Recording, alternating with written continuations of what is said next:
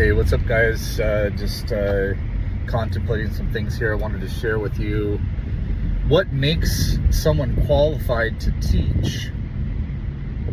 Could be anything. Like, what's the difference between the professor and the student?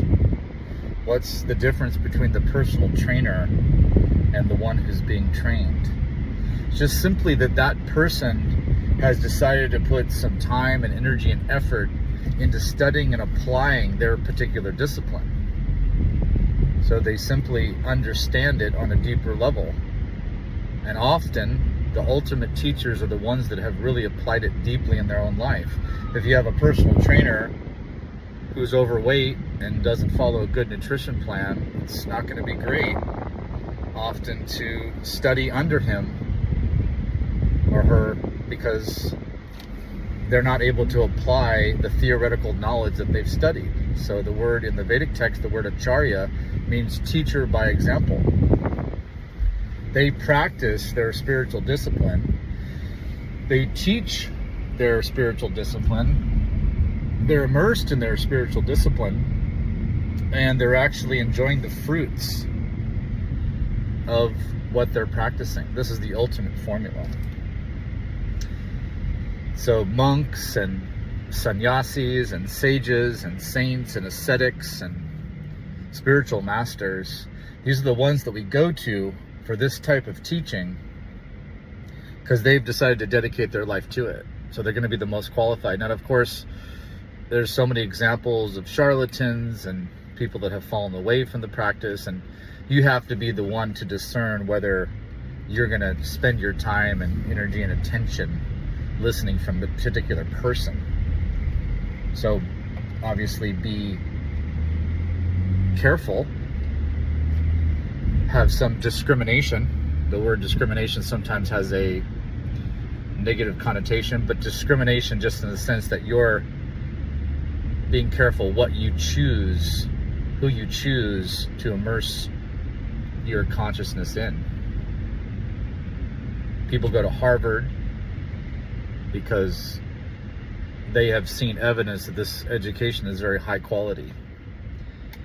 People that go to local community colleges where the talent is not as high possibly are not going to get as high quality of education, and therefore when you put your school on your resume when you're applying to a job, you may not be as likely to get the job. So it's always going to be like that.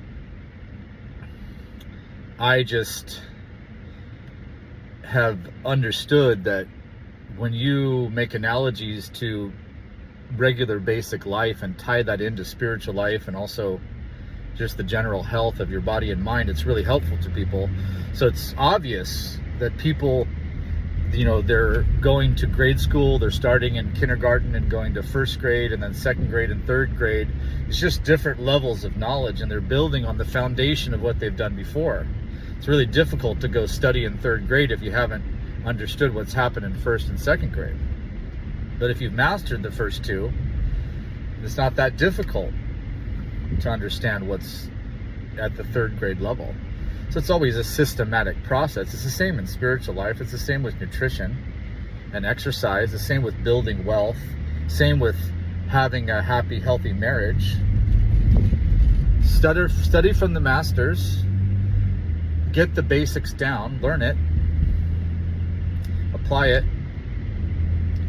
And then when you're comfortable, you're confident, you have competence in that level that you've been working on, then start to understand the next level.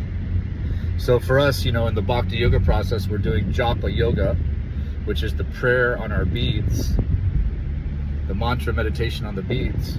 If you've never done it before, then usually you're starting off with maybe 10 or 20 minutes, focusing the mind on the ancient transcendental sounds of the mantra. Great benefits are coming from this. Then once you've got that down, you've got a good habit, then you can go to 30 minutes, 45 minutes. Same with exercise. Haven't been exercising at all, maybe start with the 20-minute walk. Haven't been doing well on your nutrition, start to take out some of the items that are not healthy and start to put in a few other ones that are healthy. Just gradually develop this. If you're extremely fed up with your position and you want to make drastic changes, go ahead. A lot of times the gradual approach is more sustainable though. You want an ultimate long-term result. You don't want to just go on a diet for 10 weeks and lose 20 pounds and then you gain 22 pounds back. How is this really going to be good? It's actually, studies have shown that it's worse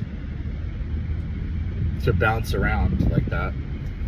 It's better to lose a pound a month for a couple of years to get 20 pounds off than to lose 20 pounds in 10 weeks and then just put 22 pounds back on. That's not going to be good.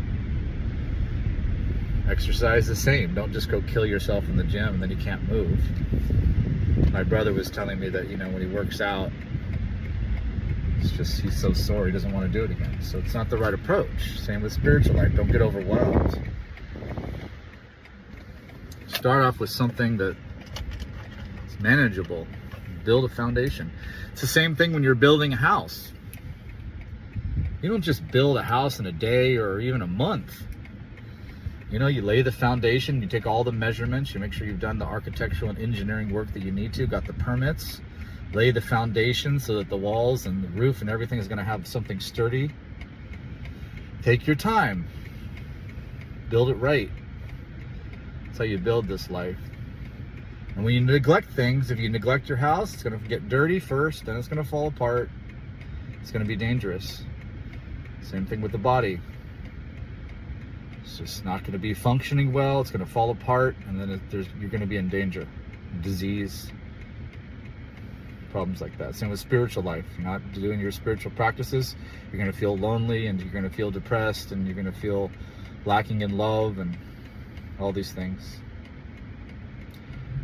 There's real reasons why all this stuff is happening. All right, have a good one.